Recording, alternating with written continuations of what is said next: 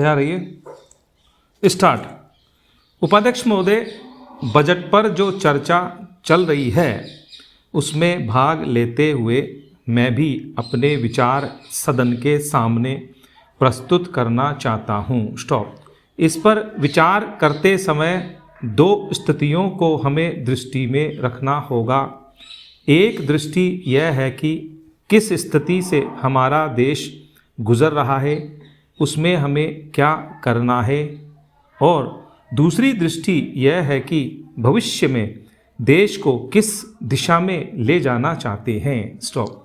जब तक इन दोनों दृष्टिकोणों को सामने रखते हुए इस बजट को नहीं जांचेंगे, तब तक हम यह निर्णय नहीं कर पाएंगे कि यह जो बजट हमारे सामने रखा गया है वह देश की दृष्टि से उचित बजट है या नहीं। स्टॉप। पैरा।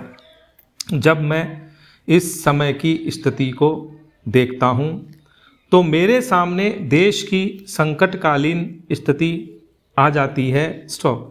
किस तरह से चीन और पाकिस्तान की तरफ से हमको खतरा है, किस तरह से देश पर हमला करना चाहते हैं और किस तरह से हमारी आपसी एकता को मिटाकर हमको लड़ाकर देश में देशद्रोह फैलाना चाहते हैं। स्टॉप। इसके साथ ही साथ जब मैं पिछले बजट को सामने रखता हूँ तो मुझे यह कहना पड़ता है कि आज का बजट चाहे जिस स्थिति में भी रखा गया हो बहुत सुंदर बजट है। स्टॉप। एक ईमानदार कोशिश हमारे वित्त मंत्री महोदय ने इस बजट को तैयार करते समय की है, लेकिन एक राजनीतिज्ञ की दृष्टि से जब मैं देश के भविष्य की ओर देखता हूँ तो मुझे यह कहने में कोई संकोच नहीं होता है कि कोई विशेष समाधान इस बजट से नहीं निकलता। स्टॉप। मैं जिस पार्टी से संबंध रखता हूँ उसका जो उद्देश्य है उसको सामने रखते हुए मैं यह कह सकता हूँ कि जो हमारे सामने आदर्श हैं वे सब आज ही पूरे नहीं हो सकते।